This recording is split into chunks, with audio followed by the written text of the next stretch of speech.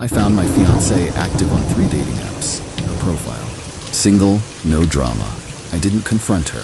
I just created a fake profile and arranged a date.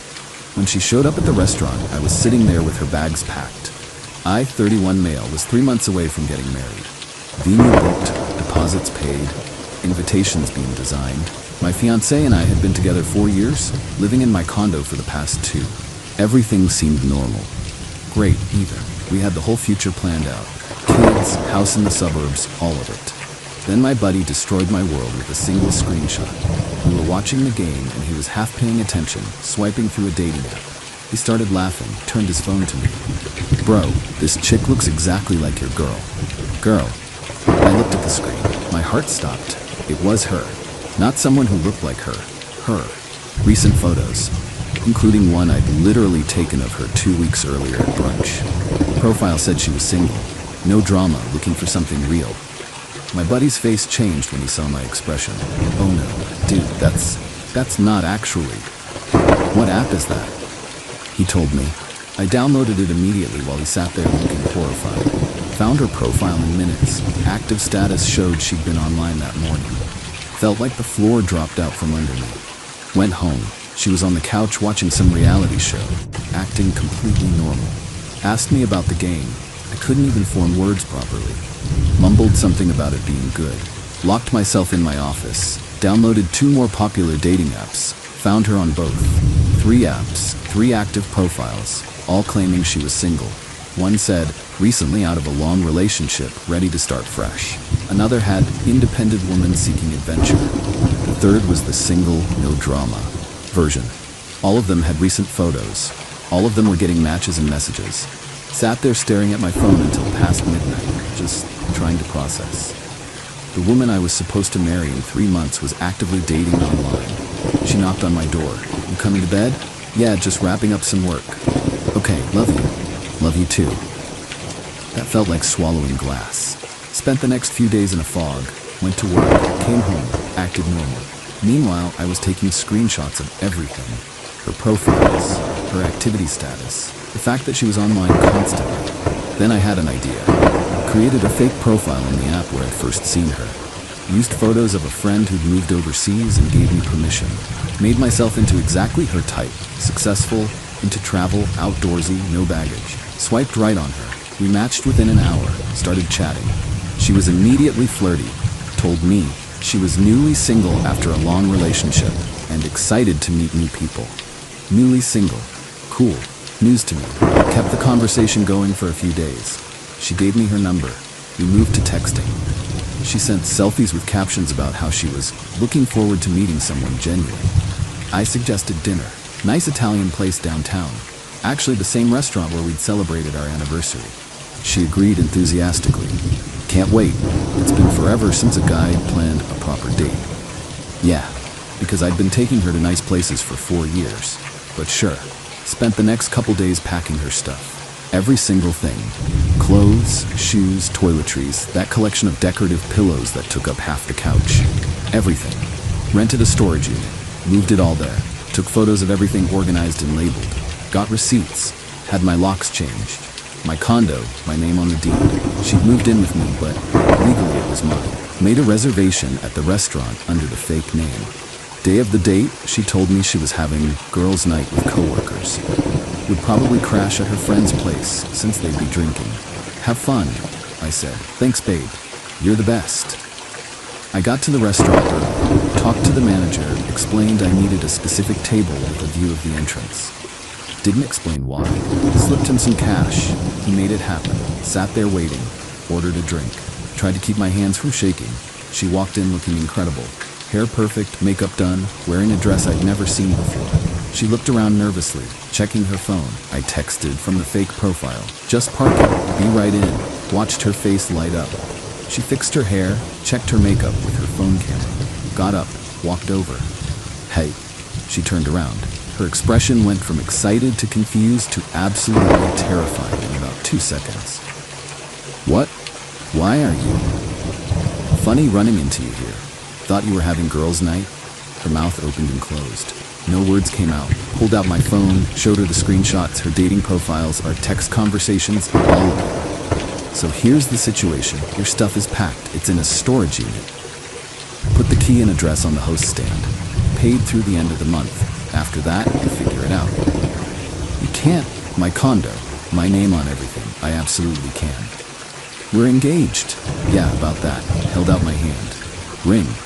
What? No, you gave that to me. Engagement rings are conditional gifts. No wedding. I get it back. Ring, now.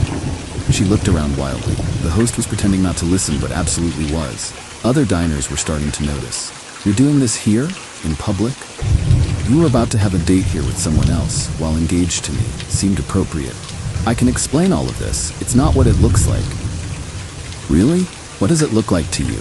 Because to me it looks like you're on 3 dating apps telling strangers you're single while planning our wedding. I had cold feet. I wasn't actually going to meet. And yet here you are, at a restaurant, for a date, with someone who isn't me. She started crying. Please, can we just talk about this at home? You don't have a home, not with me. Ring. Last chance before I call my lawyer and make this really complicated. She twisted the ring off, threw it at me. I caught it. You're unbelievable. Over some stupid apps? Over you cheating? Yeah, that tends to end engagements. Rings going back in the family. Maybe I'll give it to someone who actually wants to marry me. I do want to marry you. Weird way of showing it. Storage unit address is on that paper. Your stuff is there. Don't contact me except for logistics. We're done. Walked out. Could hear her crying behind me. The host looked extremely uncomfortable. Got in my car. Hands were shaking now, but I felt lighter, like I'd been carrying something heavy and finally put it down. Blocked her on everything except text. Needed that for any issues with her belongings. She texted within the hour. This is insane. I'm coming to get my things right now. They're in storage. Address was provided. Let me in our home. My home. You don't live here anymore. I'm calling the cops. Go ahead. I'll show them the lease in my name and your dating profiles. Good luck. No response after that. Update 1. Next morning started with a barrage of texts. She cycled through every emotion. Sorry, angry, sorry again, threatening. I never actually met anyone from those apps. You're overreacting. I'm getting a lawyer. Please, can we just talk? Ignored them. Her mom called. Let it go to voicemail. She left this long message about how I was throwing away 4 years and nobody's perfect and marriage is about forgiveness. Deleted it. Her best friend texted. Really classy, humiliating her in public. She was on a date with someone else while engaged to me after lying about where she was. She made a mistake. She made 3 dating profiles. That's not a mistake. That's a pattern. Blocked her. Around midday, security at my office called. My ex was in the lobby demanding to see me. Went down. She looked rough. Makeup smeared, hair messy. She'd clearly been crying. Please, 5 minutes. That's all I'm asking. No, I can explain everything. You were actively dating other people while we were planning our wedding. What's to explain? I was having doubts. I needed to feel wanted. You are wanted. By dozens of guys on dating apps, apparently. Go date them. I don't want them. I want you. Should have thought about that before making 3 profiles calling yourself single. Everyone gets cold feet. It's normal. Normal is talking to your fiancé, not joining dating apps. We're done. Leave or I'm calling security. She tried to follow me to the elevator. Security intervened. Got an email from her that evening. Long rambling thing about how her therapist said it was normal to have doubts and the apps were just exploring feelings. And she never intended to actually meet anyone, except she literally showed up to meet someone. But sure. Deleted it. She came to my condo that night, rang the doorbell forever. My Ring camera caught all of it. Her yelling, crying, begging, used the intercom. What? Let me in. We need to talk. No, you can't throw away 4 years over this. I didn't. You did when you joined 3 dating apps. I never met anyone. You were at a restaurant for a date when I confronted you. That's meeting someone. That was the first time. I was just curious.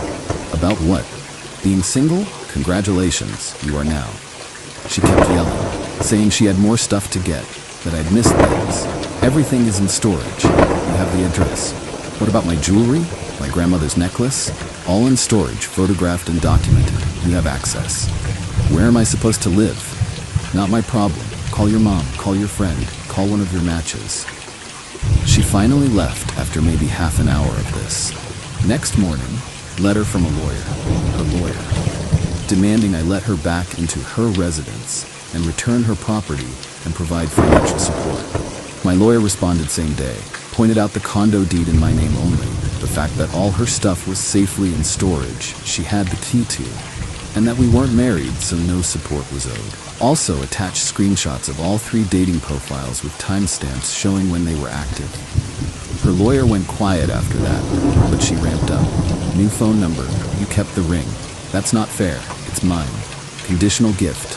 No marriage, it comes back. I'm reporting you for theft. You gave it back voluntarily in front of witnesses. Try it. She actually filed a police report claiming I'd stolen her belongings. 2 officers showed up. I showed them everything.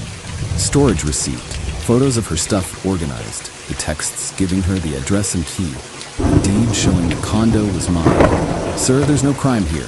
She has access to her belongings.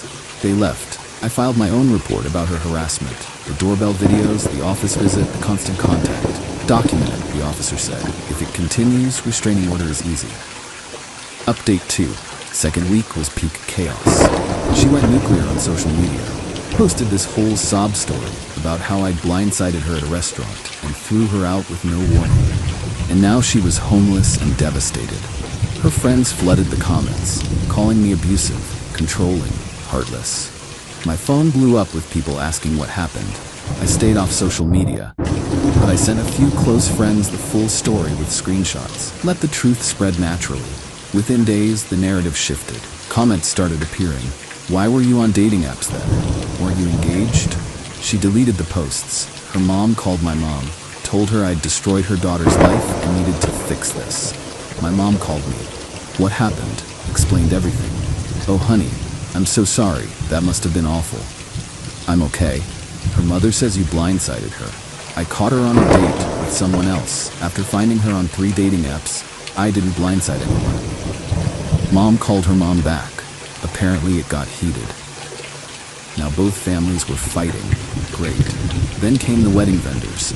We'd put down about $15,000 in deposits. She started demanding I give her half back. Half of what? The deposits. I put money into that wedding.